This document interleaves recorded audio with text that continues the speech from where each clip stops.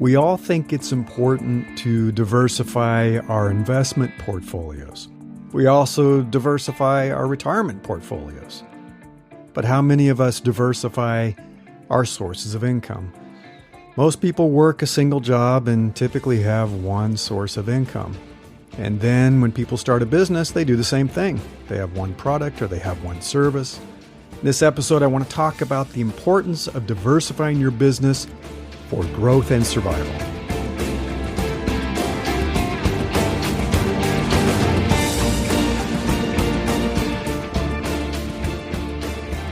I'm Larry Cornett, and this is Invincible Solopreneurs. So if you want to read the newsletter that is associated with this podcast episode, go to newsletter.invinciblesolopreneurs.com.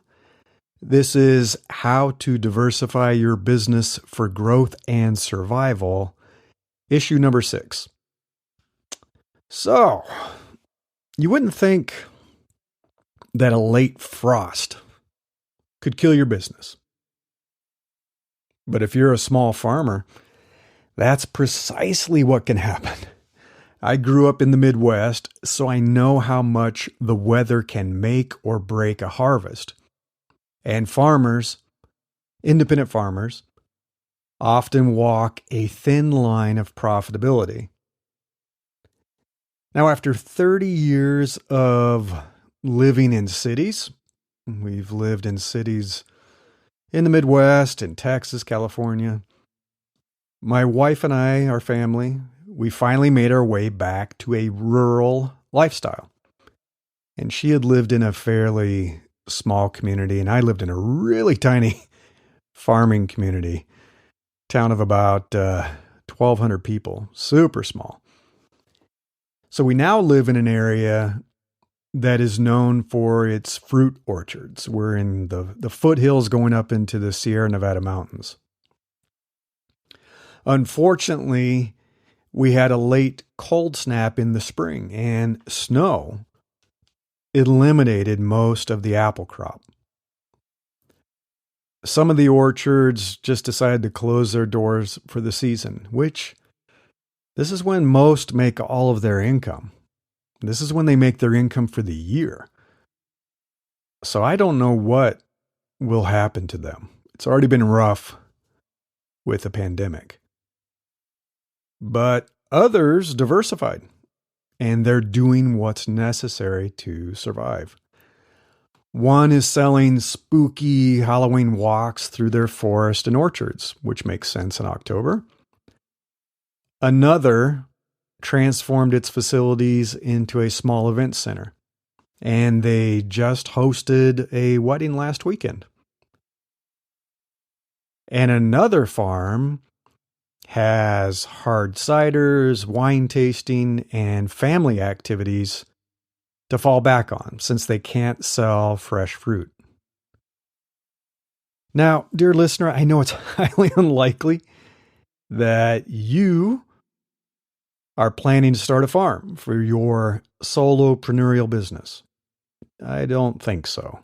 Maybe a few of you, but I bet not. But I think there's still a lesson here for all of us, and that is don't put all of your eggs in one basket and find relevant ways to expand and diversify your business income. You should definitely diversify your business portfolio and your income sources, but you need to do this the right way so you don't become fragmented. A bewildering business expansion muddles your brand, confuses customers, and distracts you from your primary focus. And that's important. When you are a solopreneur, you have to be focused. If the work you do for your business requires your active involvement, bias for alignment amongst your lines of business as you diversify and expand. This will reduce the cognitive load that you feel when you have to switch gears. When you have to switch gears and focus on these different parts of your business.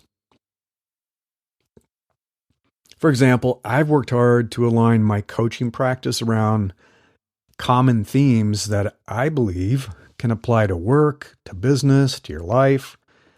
And that includes themes of freedom, flexibility, confidence, empowerment.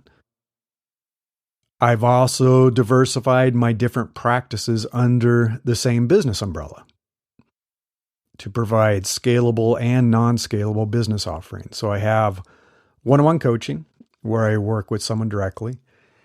I have group coaching like my Career Accelerator. I've built a community. So I have the Invincible Career Community. I have a Solopreneur community. And providing courses and workshops and digital downloads, which is way more scalable, obviously. Now, my other businesses and income sources that I have, they can be more distant from my core business since they don't require a lot of my active involvement every day or even every week. For example, having rental income, making investments, obviously. The residual income I get from courses. So I have courses I've built and produced with other people like Madecraft. And, I did that, a year and a half ago, and requires no other work from me, but I still get income from that. And I get some passive income from articles, things that I've written on Medium, for example. So let's dive into the details of how, when, and why you should diversify your business. But before you can expand, you must build a foundation and reinforce your brand, your business brand. So I'm going to talk about 5 different steps. First is to establish a foundation. 2 is to build and expand your brand. 3 is to diversify for growth. 4 is to diversify for survival. And then finally, 5, let's talk about maximizing flexibility and freedom. Number 1, establish a foundation. Don't fragment your attention and your business focus before you establish a solid foundation. Occasionally, I'll talk with someone about their business plan, so someone who's thinking about starting a business, and they describe a full portfolio of goods and services and all the things they want to sell to customers and grand expansion plans, and they have plans for that expansion before they've sold a single product to a customer or provided any services to their first client. Now, it's okay to have a grand vision for your business and picture what success looks like, like 10 years from now, what's it going to look like? That can be inspiring. That keeps you motivated. But you need to create a clear short-term strategy and roadmap to ship your first product or to provide your first service, whatever that might be. There's also nothing wrong with imagining a full suite of products and services that your mature business will eventually provide. I do this all the time. I can't help myself. It's part of the way I think about my business and other businesses. And when I do morning journaling, I'm always thinking about ideas for expansion. It's fun and it's a good way to explore the future and think about it. However, before you actually begin diversifying your business, establish a solid foundation first. Build your loyal customer base. Consistently sell your first product or your service to create a profitable and recurring flow of revenue. It sounds basic, but it's important. Sometimes people get a little bit of money coming in and they immediately start diversifying. It's too soon. Make sure you have happy customers and a proven, repeatable business model that works well. Once everything is up and running and humming, reach that point of comfort when you feel you have things well under control, right? Things are going smoothly. You think you know exactly what you're doing. You're not completely racked with anxiety and stress every day just trying to run things. And then start thinking about how you can leverage your strengths, your brand, and your competitive advantage to explore adjacencies. So adjacent products or services, adjacent markets. Now, diversification and expansion always come with risks. Of course they do. The closer you can stay to your core foundation and competitive advantage, the greater your chance of success is. And I linked in the newsletter an article from Harvard Business Review. They have a quote: "Before diversifying, managers must think not about what their company does, but about what it does better than its competitors." So if you go to newsletter.invinciblesolopreneurs.com, you can get to that linked article. For example, I've watched a local multi-generational family orchard use this strategy. I think the grandparents founded this orchard, and now I think their children are running it, and now their grandchildren are starting to run it.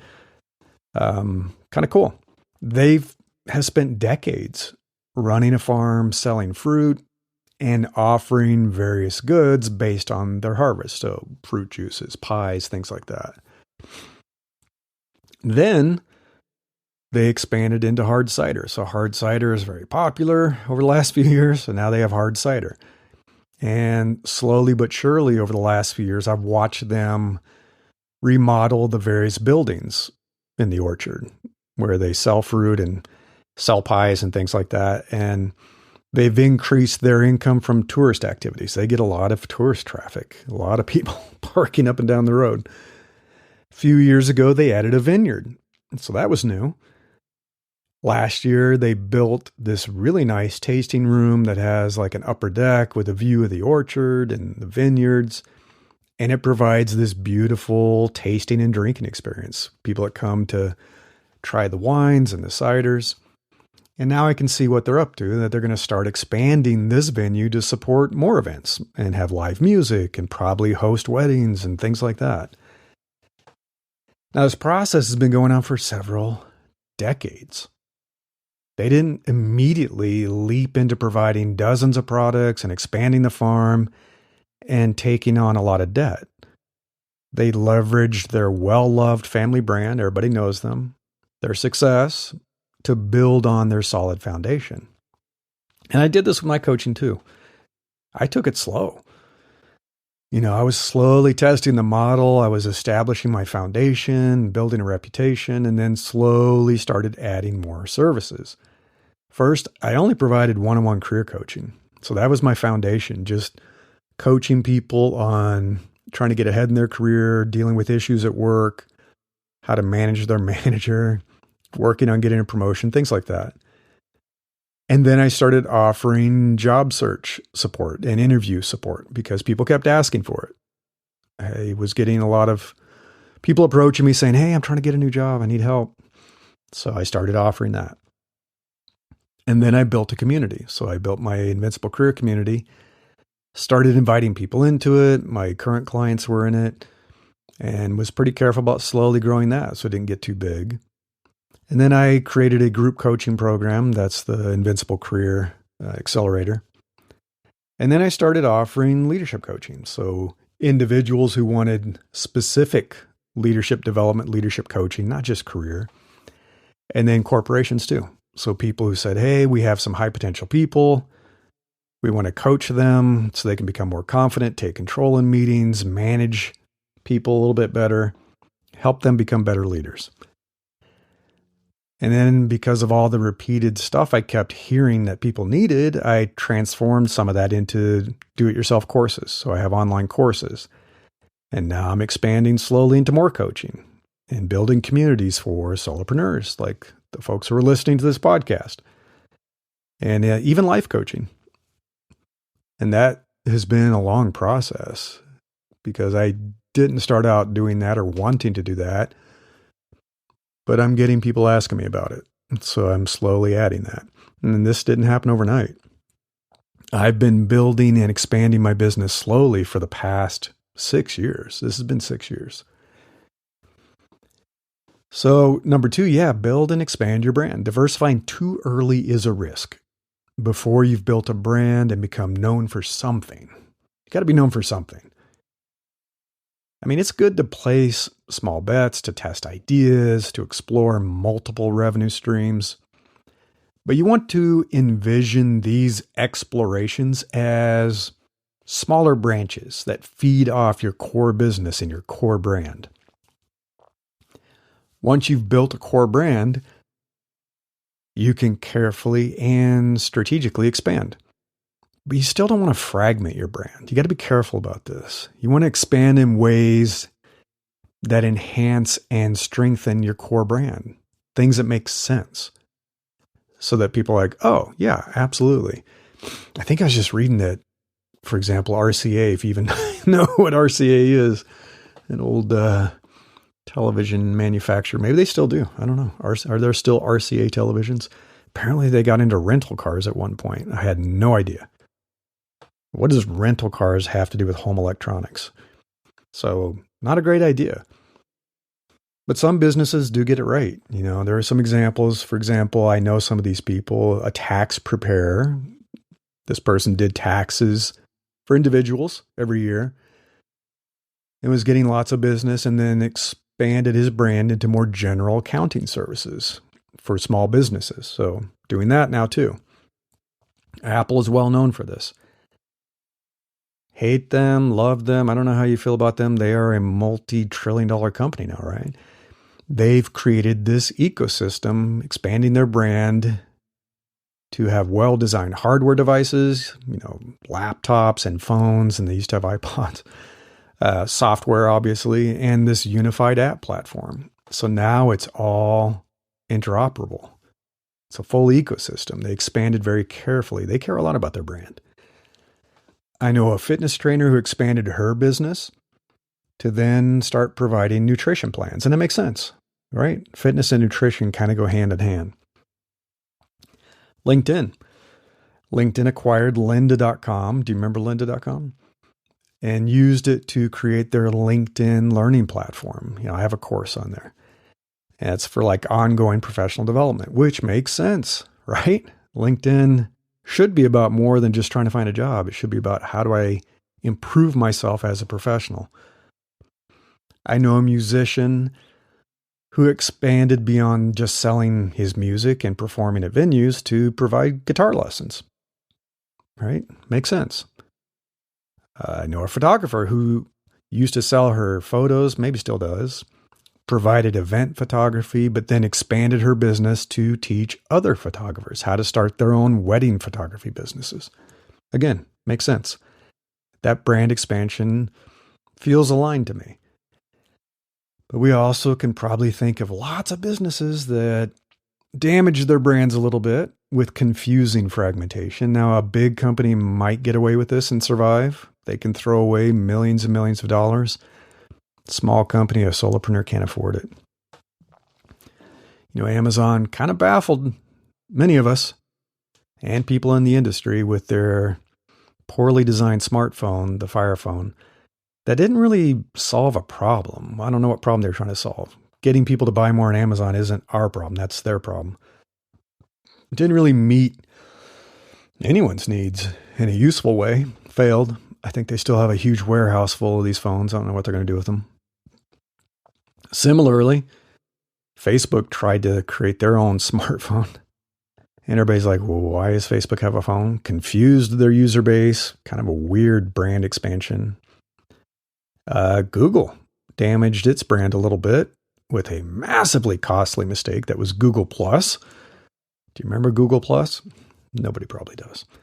They were desperately trying to compete with Facebook. What is Google doing trying to become a social network? Didn't work. Failed. Confusing. So make sure your brand makes sense at the core and your new lines of business seem rational. Isn't it a rational expansion of your brand? Talk with your current customers, see what they think of your plans. They're like, well, that makes sense. That's cool. Or what do you mean? That's ridiculous. Why would you do that? I hope you have a circle of advisors, other business owners. Get their input, see what they think. So number 3, very common, diversifying your business for growth. You know, when is it time to diversify your business for greater growth? Well, it depends, of course. Do you actually want to grow your business? Not everybody does. Maybe you're happy with how things are right now. You're busy. You don't really want to work harder. You're making enough money. It's a lifestyle business and you're happy. So Do you need to diversify to keep growing? Maybe you don't want to. Do you need more income from your business? Often people do. Is there no way to increase your revenue without offering new products or new services? Are you sure about that? Is your business growth limited by your personal time, by the time that you have available every day?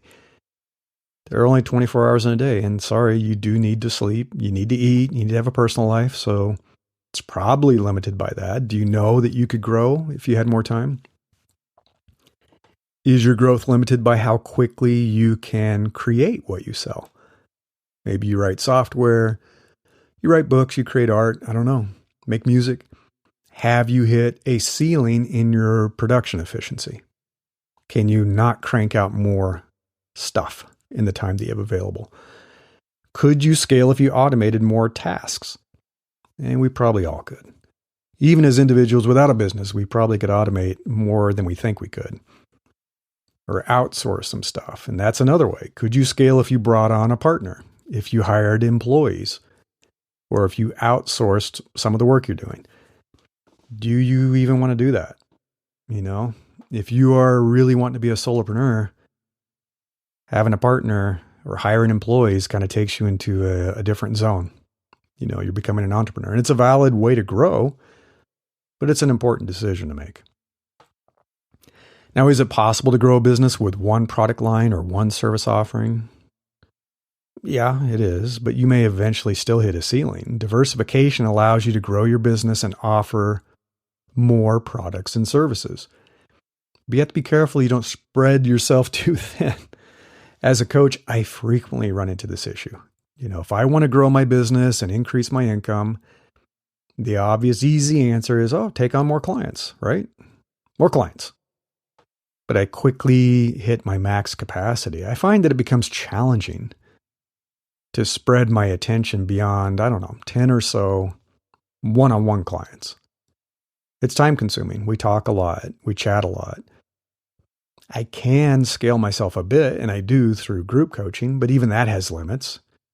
If I have a group Zoom call and there's more than 30 people, it's really hard to have a bunch of conversations and discussions, and it kind of switches into lecture mode. And I did that recently. I just had too many people, and so it was just me talking and them listening, and I'm not sure people want that. So since I do need to diversify, every business does, and I want greater growth, I had to embrace more asynchronous service models. So having things like office hours in my communities where people can ask questions and I'll come in when I have time during the day between calls and stuff and answer questions. It's asynchronous. And having scalable products, so DIY courses and digital downloads and books. I could sell millions and millions of those, and it doesn't take any more of my time. I've already done the work to create it. Over the years, I've watched other business owners successfully scale through similar models. So, for example, there's an artist that I follow who sells paintings, and she has handcrafted jewelry using her paintings. She expanded her business by offering one-to-many watercolor courses. So doing a live Zoom session with a bunch of people and showing watercolor techniques. She's very talented. Providing DIY courses that she can sell infinitely. Writing a guide to helping people find their style as an artist. And again, she could sell an infinite number of those. So it's a great way to scale. Makes sense. Musician, I think I mentioned that performs at venues, sells music, but also has guitar lessons. A fitness coach, I think I mentioned, that has nutrition plans. But I know another one that offered online lifting programs that could scale more infinitely than what they were doing with live coaching. Or an engineer who provides development services, but that's limited by his time, but also began providing interview coaching to help other engineers, probably more junior engineers, land jobs at the top tech companies. Now, as I always will say, you should take a lean approach to diversifying your business and adding new products or services. You want to make sure there's a there, before you invest a lot of time or money in a concept that might not pan out. And there are a few ways to test a new business concept. You can talk with your inner circle of trusted business peers and your advisors, see what they think. They'll tell you if they think it might have some legs or if it might be a bad idea. Ask your current clients. Ask your current customers. What do they think? Is it something they would want? Would they want to buy this? Do they know someone who would want that? Does it make sense? You can test the idea with some of your potential clients during sales calls. So you'll have this happen during a call where somebody's like, oh, I don't know if this is right for me. I'm looking more for X. And you could say, well, I am considering offering that type of service. Would that be something you'd be interested in buying? And you'll find out how people feel about it. You can create a sign-up form on your website and see if people are interested. See how many people sign up for early access to your new product or to beta test your new service. And then you'll know, if nobody signs up or only a couple of people sign up, it's like, wow, that's not a very exciting new offering. I need to work on this a bit more. If you feel really confident that whatever it is you're trying to create, you can deliver. If you know you can make it, then you could pre-sell it. You could pre-sell the product at a discount. People do that all the time. Sign up, get my book at a discount, and you'll be one of the first people to receive it, right? You could do something like a Kickstarter campaign. I've purchased some pretty cool products through Kickstarters. And so I knew what the product was going to be. They pre-sold it with the Kickstarter, right? And they got funding to help develop it. And I've received some incredible cool products, some stuff from my iPad, for example, that I love. But long story short, validate it, validate your new concept before you commit too much money or time. Make sure it's on brand. Make sure it makes sense. You could test the feature set, test the pricing, make sure that you're priced in the right way. Smart car companies do this, right? They don't come out, the ones that fail do, they come out with a car that's way overpriced and has features nobody really needs, and then it fails, right? So even if your business is growing with one revenue stream, and maybe it is, I know some people do, you are more vulnerable. You're vulnerable compared to a diversified business. So if there's a disruption of your primary income source, it can kill your income quite quickly. And that's number 4, diversify for survival, not just for growth. Over the past few years living up here, I've lost power and internet access in my home, Sometimes that outage will last a few hours. Occasionally it goes on for days. We lost everything for over a week. I'm trying to think how long it was, 10 days, something like that, a few years ago. And did my business crumble? Did I have to close my doors? Did I have to shut it all down? No, I didn't. I learned how to diversify what I do and how I offer it so I could survive. Living in this remote rural area, being in forest and close to the mountains, it's always been our dream, but we knew there was a price to pay for this. You have to be a little more independent. You have to be self-sufficient. You have to have a generator. You need to think ahead, have backup plans, and be ready for the worst case scenarios, losing power like we did during the coldest winter months. So I intentionally designed my business for maximum freedoms, flexibility, resilience, being able to survive these events. I wanted a business that leveraged the internet so I could work anywhere in the world, right? Get out of the city. I also wanted a business I could run from anywhere in the world from my phone so I could travel and go on vacations. That is diversification to survive, to thrive. And I'm going to encourage that you do the same thing as you're building out the model for your business.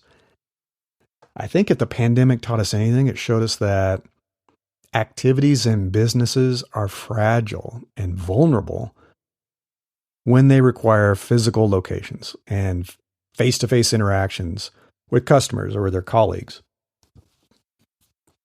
Many brick and mortar businesses failed during the past, 2 to 3 years. I'm sure you've seen some.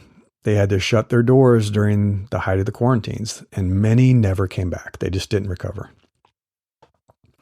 The businesses that survived had diversified. They had an element of their products or services that could be delivered remotely without a physical storefront. And I'm not saying that 100% of your business should be conducted only over the phone, although it'd be smart if some of it could be.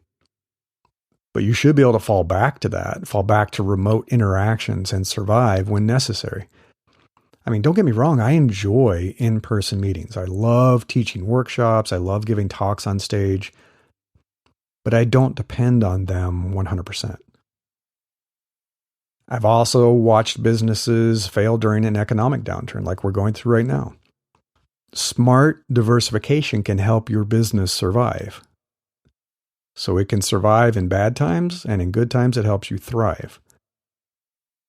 I would say the pandemic was a test of resilience, and some businesses could not survive. They couldn't survive without walk-in customers. The other ones diversified, and they did. They survived. I know one local merchant that quickly spun up an online retail shop because she could not sell inside of her physical store. And now she sells even more through her digital store than she did and does in her physical storefront. So it was a necessity. And now it's like, wow, I'm making even more money. This is a huge win. Some the restaurants, cafes offered takeaway foods. So we have a local brewery that thrived and some failed because they did like wood-fired pizzas and sold those, and they had growlers of beer that they make, and they could take them to the curb and you could come and pick up the food. Others did not. It's like, so they died. Some did deliveries.